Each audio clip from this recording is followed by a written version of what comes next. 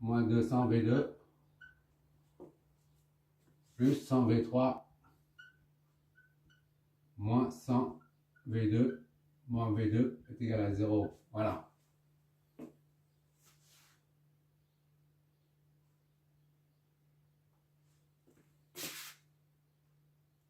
(301) V2 moins 100 V3 est égal à 400.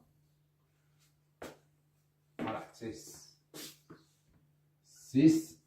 Ça c'est à former la matrice.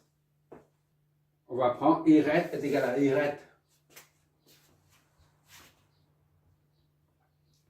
Y retour égale à Y retour. D'accord? Puisqu'on a 2 là, ici. On va poser, on va égaliser les deux équations. Soit Y V3 moins V2 sur 2 10 puissance 4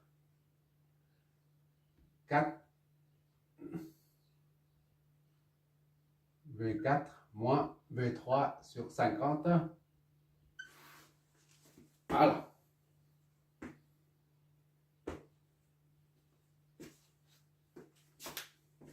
On passe tout ça de l'autre côté. V3 moins V2 sur 2 10 puissance 4 moins V4 moins V3 sur 50. 0.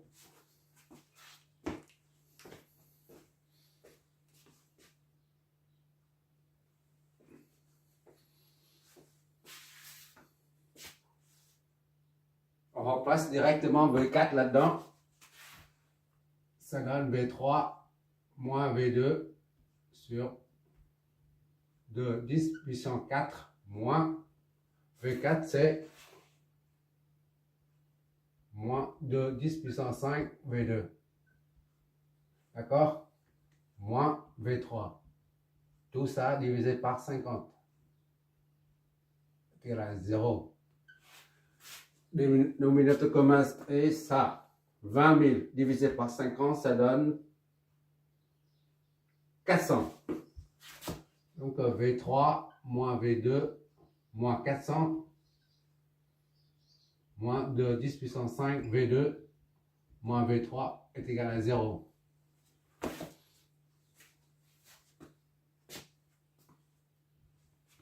V3 moins V2 8 10 puissance 7. D'accord? V2 plus 400 V3. 0. Qu'est-ce que ça nous donne?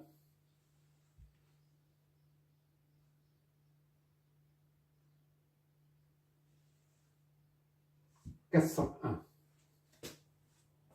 Qu'est-ce que j'ai?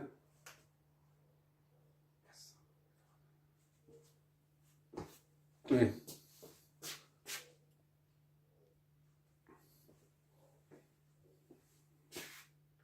Je fais pas de bêtises, j'espère. C'est bon. Bon, ça fait ça plus ça, c'est 401. 1 V3.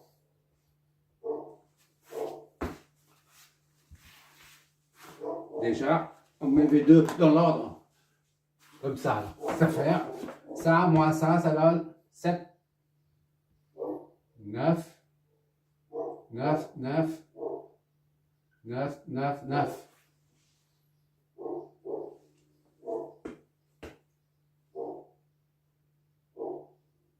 Encore un 9, ça reste. 9, voilà. V2. Ça, moins ça reste ça. Plus 100, 401 V3 est égal à 0. Voilà. Notre septième équation. À partir de ces deux-là, 6 et 7. 6, ça donne 301 V2 moins 100 V3 est égal à 400. Et là, c'est 7 nous donne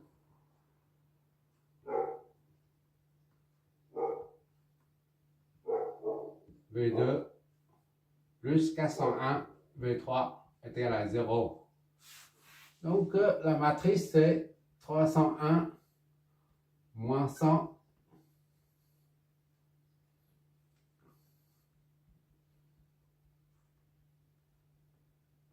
moins 100 ici, là. Et en bas, c'est 401 fois V2, V3 est égal à 400, 0. Ce qui donne V2, V3.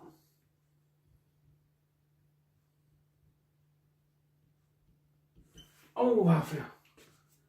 On va voir ce que ça donne. Ça.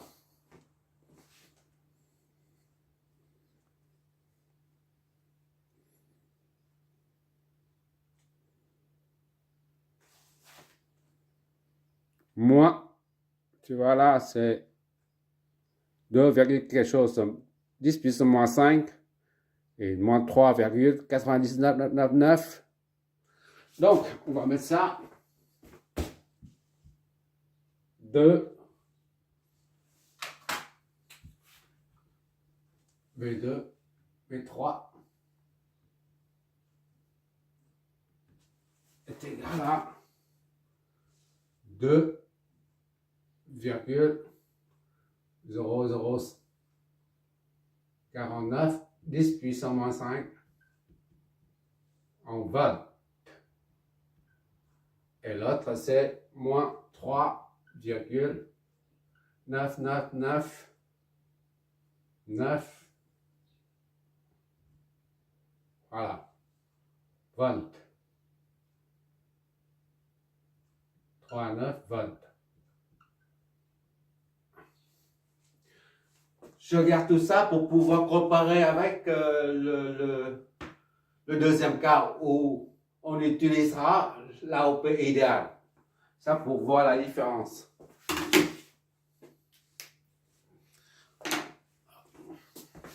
Ça fait combien? Multiplié par en microvolts, ça donne 10 puissance moins 5. 0, 20. Microvolts, 10 puissance 6 millimicro, ok. 20.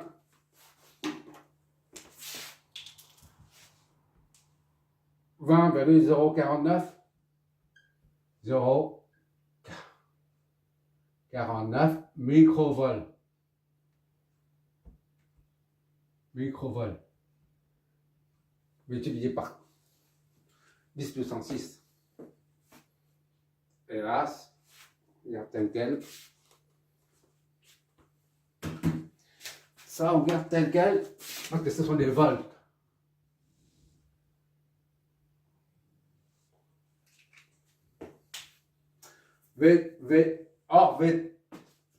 Le potentiel au point 3, c'est la tension VA. D'accord?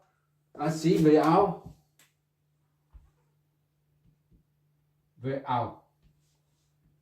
est égal à moins 3,99, disons. On arrête là. 4. Allez. Volts. VA, c'est comme ça.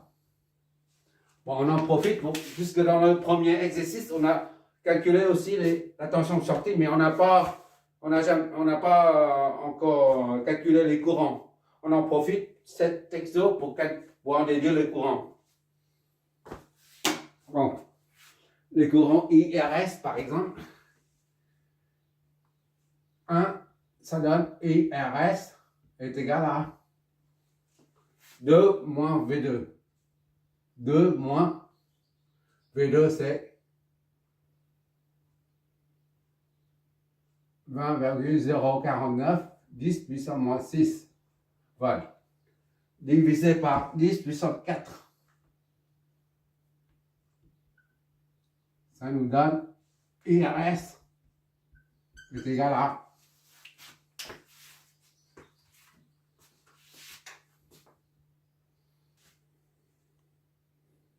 voilà, ça donne pratiquement 200 microampères. D'accord? 200 microampères. 200 microampères, pratiquement.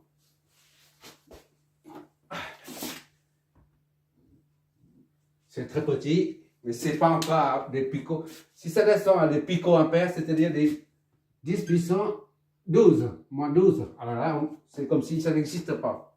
Picoampères, millimicro, nano, pico.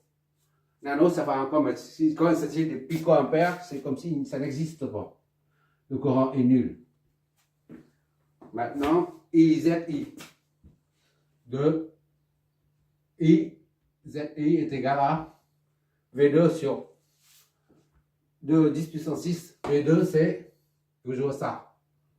20,049 10 puissance moins 6 divisé par 2 10 puissance 6. 2 10 puissance 6. D'accord? Et ZI est égal à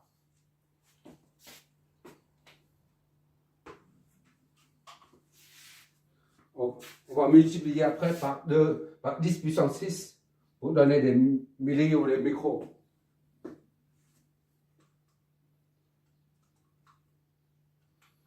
« 20,049 10 puissance moins 6 divisé par 2 fois 10 puissance 6.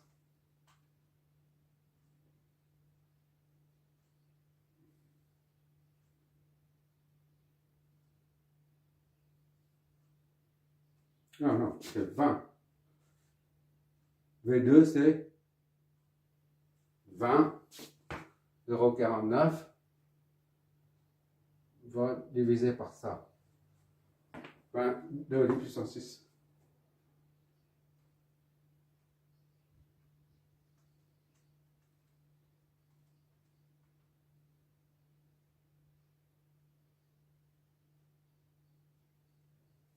Et ça me donne, je vais pas le lumière là, ça fait 10 picoampères. Hein?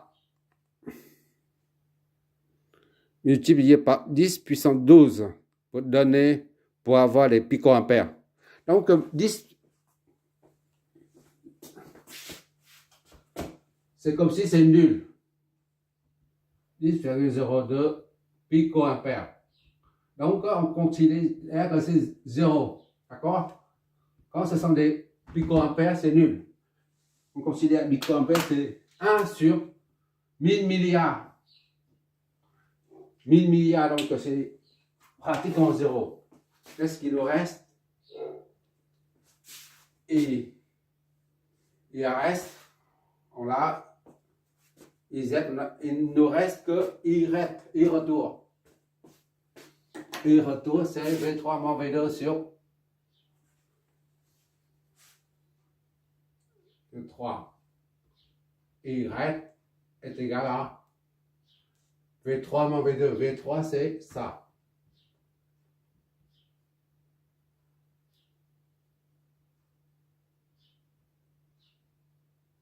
Moins V2.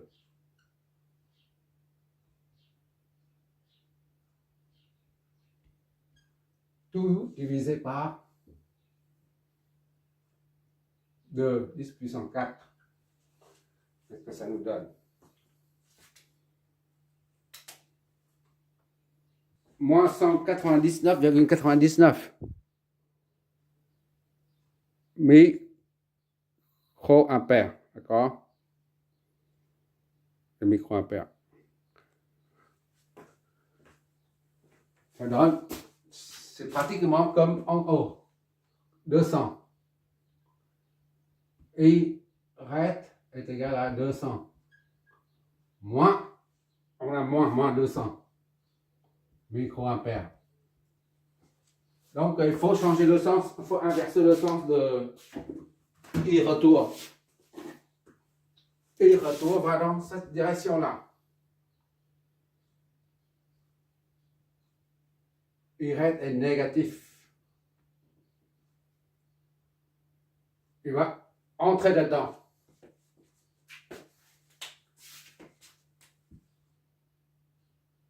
Voilà. Ça, on est parti avec un AOP réel. Maintenant, on va faire la même chose. Le même chemin, les mêmes résistances. Il n'y a que ça qui change. Au lieu d'avoir 200 000, on a l'amplification qui est égale à l'infini. Au lieu d'avoir ZA qui est 50 ohms, dans le cas présent là, on aura 0. Au lieu d'avoir 2 méga-ohms ici, on aura infini. On refait tous ces calculs et on comparera V2 et tous les courants. D'accord? Bon, on retient ici ça. VA c'est moins 3,9999 volts. Ça c'est VA. Et le courant, VA c'est V3. D'accord? VA c'est V3.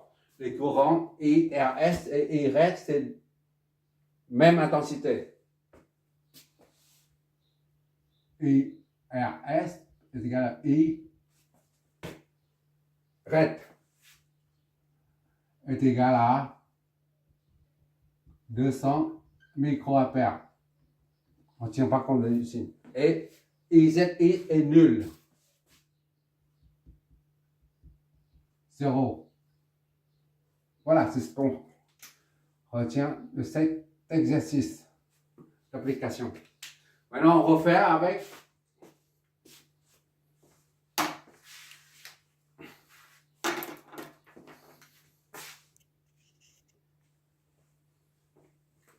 le résultat du premier circuit avec les caractéristiques réelles. Je l'ai mis ici.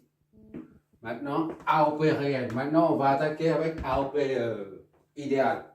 Pour AOP idéal, on a dit l'impédance d'entrée est infinie. Infinie, c'est comme si, ici, il est coupé.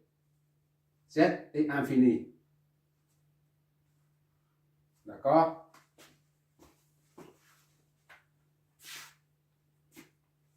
Z est infini. Il est coupé. Juste infini. Le courant ne peut pas passer parce que la résistance est tellement grande. Et ici, c'est la même chose. Il suffit d'enlever ça. Voilà. Ici, c'est V+, V-. Pour différencier un peu, on va appeler ça 1, 2, 3 et 4 ici. Oui. 4.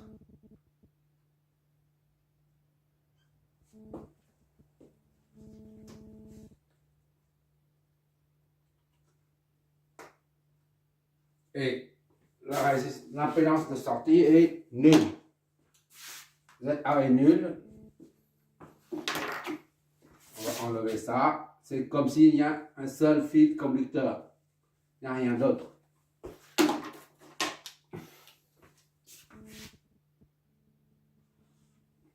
Voilà, ZA est nul. 0. Donc ici c'est 0. Il n'y a rien ici.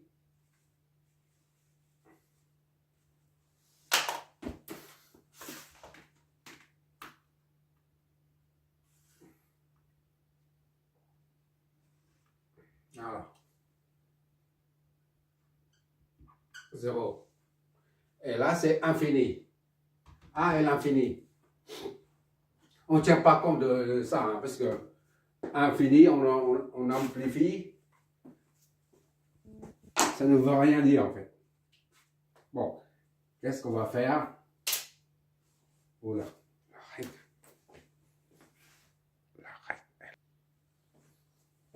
J'ai pris ce schéma, je le remets ici. D'accord? Z1 c'est plus infini, ZA c'est 0. Dans le cas idéal. Et l'amplificateur A c'est plus infini. On ne met pas ici la tension parce que plus infini fois, ça ne veut rien dire. On ne peut pas avoir une tension infinie. C'est inconcevable physiquement. Mais j'ai mis ça pour repérer. Pour repérer comme quoi il y a une source. C'est tout. Sinon, on peut afficher ça. Hein. On efface ça.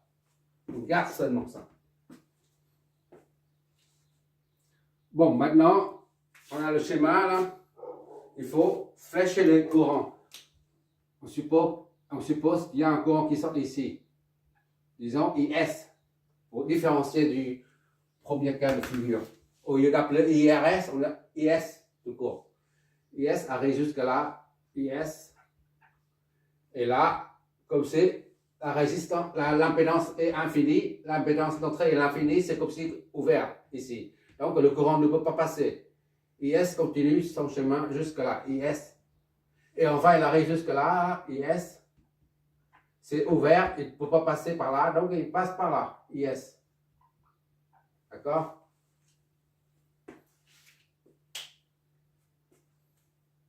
Bon, maintenant sur le flèche de tension, V 10 est égal à VS, est égal à 2 volts. C'est connu. D'accord? C'est 2 volts. Et ça, c'est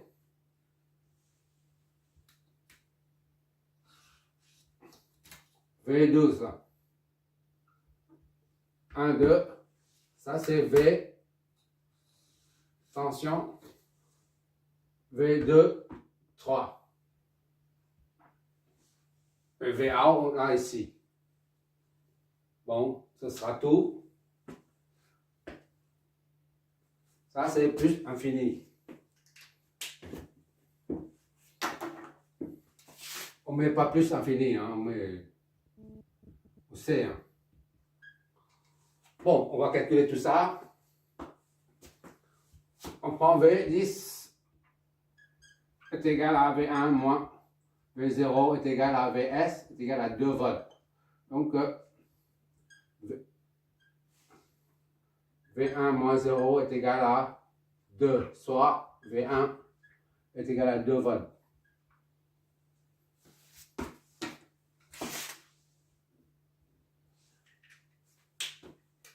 Maintenant, c'est V12. Déjà, il faut revoir le cours. Pendant le développement, on a dit dans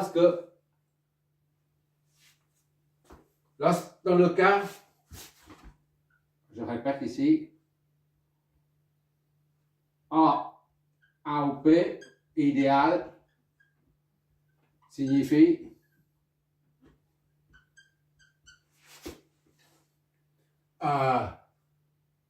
V plus est égal à V moins.